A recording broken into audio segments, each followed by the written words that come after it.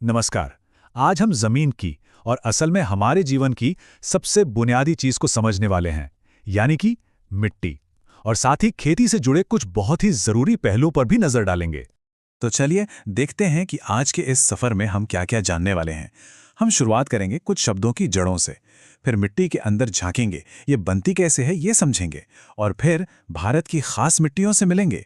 इसके बाद हम खेती के कुछ अलग अलग तरीकों और इस क्षेत्र से जुड़े कुछ जरूरी तथ्यों पर भी बात करेंगे। तैयार है?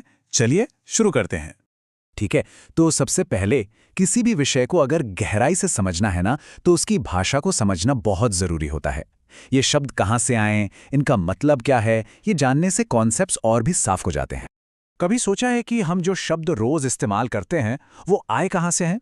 देखिए, मॉनसून शब्द अरबी भाषा से आया है। सॉइल, जिसे हम मिट्टी कहते हैं, वो लैटिन के सॉलम से बना है, जिसका मतलब होता है फर्श। कितना सही है ना? इसी तरह एग्रीकल्चर भी लैटिन से है, जबकि एग्रोनॉमी और ज्योग्राफी जैसे शब्द ग्रीक भाषा की देन है। बागवानी यानी हॉर्टिकल्चर की दुनिया भी बहुत दिलचस्प है।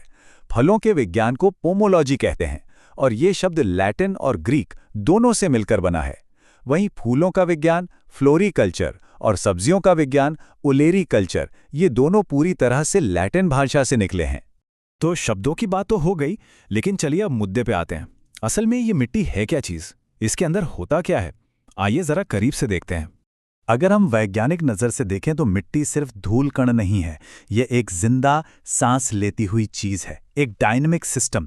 इसमें खनिज हैं, ऑर्गेनिक मैटर है और करोड़ों अरबों छोटे छोटे जीव हैं जो इसे जिंदा रखते हैं और पौधों को जीवन देते हैं। एक अच्छी उपजाऊ मिट्टी की रेसिपी क्या हो सकती है? ये स्लाइड बिल्कुल वही बताती है। सोचिए, मिट्टी का आधा हिस्सा ठोस चीजों से बना है, जिसमें 45% खनिज हैं और 5% बहुत जरूरी कार्बनिक पदार्थ, और बाकी का जो आधा हिस्सा है वो है खाली जगह, जिसमें 25% पानी और 25% हवा होती है। यही वो परफेक्ट बैलेंस है जो पौधों को बढ़ने के लिए चाहिए। अच्छा, अब जब हम ये जान गए हैं कि मिट्टी क्या है, तो अगला सवाल ये उठता है कि ये बनती कैसे है। और एक बात पहले ही बता दूं, ये कोई एक दो दिन का काम नहीं है। बहुत ही सीधे शब्दों में कहें तो मिट्टी बनने की प्रक्रिया तब शुरू होती है जब बड़ी बड़ी चट्टानें और खनिज केमिकल, बायोलॉजिकल और फिजिकल एक्शन की वजह से धीरे धीरे टूटने लगते हैं। इसे वेदरिंग या अपक्षय भी कहते हैं। ये प्रक्रिया कितनी धीमी है, इसका अंदाजा इस बात से लगाइए, सिर्फ 1 इंच, जी हाँ, सिर्फ 1 इंच मिट्टी की परत बनने में 800 से 1000 साल लग जाते हैं। ये सच में चौंकाने वाला है और हमें ये याद दिलाता है कि मिट्टी कितनी ज्यादा कीमती और नाजुक है। 1949 में एक मृदा वैज्ञानिक थे, ज़ॉफ। उन्होंने मिट्टी बनने की प्रक्रिया को समझने का एक आसान तरीका बताया। उन्होंने कहा कि कुछ एक्टिव फैक्टर्स होते हैं, जैसे मौसम और पेड़ पौधे, जो सीधे चट्टानों को तोड़ने का काम करते हैं, और कुछ पैसिव फैक्टर्स होते हैं, जैसे कि वो चट्टानें खुद और गुजरता हुआ समय, जिन पर यह सारी प्रक्रिया होती है। हमने अभी जलवायु को एक एक्टिव फैक्टर के तौर पर देखा, तो चलिए इससे जुड़ा एक मजेदार फैक्ट जानते हैं।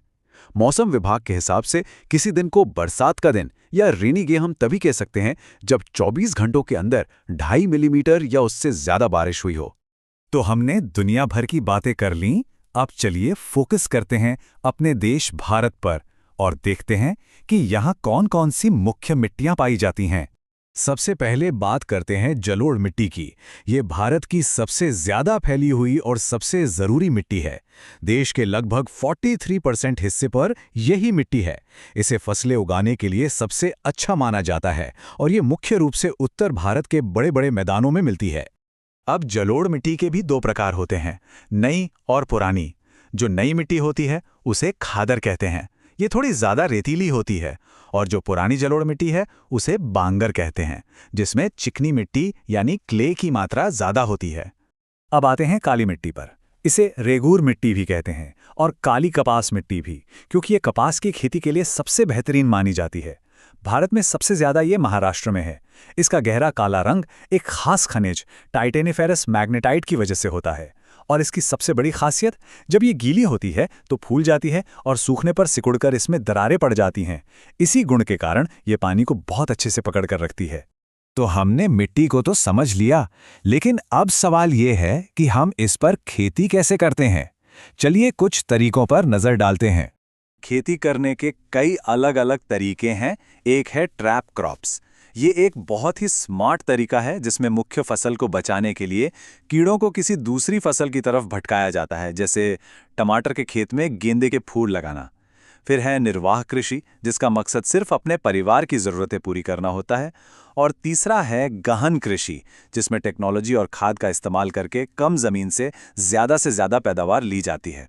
इन सब तरीकों के बीच एक बहुत ज़रूरी कॉन्सेप्ट है टिकाऊ खेती का, जिसे हम प्राकृतिक खेती भी कह सकते हैं। इसका मतलब बहुत सीधा है, खेती इस तरह से करना कि हमारी आज की ज़रूरतें भी पूरी हों और आने वाली पीढ़ियों के लिए भी ज़मीन सेहतमंद और उपजाऊ बची रहे। इसमें केमिकल्स के संतुलित इस्तेमाल पर जोर दिया जाता है ताकि मिट्टी को नुकसान ना पहुंचे।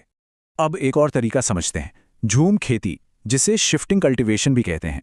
इसमें क्या होता है, पहले जंगल के एक छोटे हिस्से को काटकर जला दिया जाता है। उस राख वाली जमीन पर कुछ साल खेती की जाती है। फिर जब उस मिट्टी की उपजाऊ शक्ति कम हो जाती है तो उस जगह को छोड़कर किसान किसी नई जगह पर जाकर यही प्रक्रिया दोहराता है। और अब हम आ गए हैं अपने आखिरी हिस्से में। चलिए कुछ ज़रूरी नामों, तारीखों और तथ्यों पर एक तेज़ नज़र डालते हैं जो इस विषय से जुड़े हैं। इन क्षेत्रों की नींव रखने वाले कुछ महान लोग। वीवी डोकुचेव को मृदा विज्ञान यानी सॉइल साइंस का जनक माना जाता है, और जेवी लिबिग को तो सॉइल केमिस्ट्री और एग्रीकल्चरल केमिस्ट्री दोनों का जनक होने का सम्मान हासिल है। और अब कुछ ज़रूरी फैक्ट्स। मिट्टी के महत्व पर ध्यान खींचने के लिए साल 2015 को अंतर्राष्ट्रीय मृदा वर्ष के रूप में मनाया गया था। भारत में मिट्टी पर रिसर्च का सबसे बड़ा centre Indian institute of soil science Bhopal में है। और हाँ, कृषि से जुड़ा एक और दिन, भारत में राष्ट्रीय दुग्ध दिवस 26 नवंबर को मनाया जाता है। तो इस पूरी बातचीत से सबसे बड़ी सीख क्या मिलती है? यही कि मिट्टी कोई आम चीज नहीं, ये एक बेशकीमती खजाना है। एक ऐसा खजाना जिसे दोबारा बनने में हजारों साल लगते हैं। ये जमीन पर हर जीवन का आधार है। हम आज अपनी मिट्टी के साथ कैसा बर्ताव करते हैं, यही तय करेगा कि हमारा और आने वाली पीढ़ियों का भविष्य कैसा होगा। इस सवाल पर सोचना बहुत जरूरी है।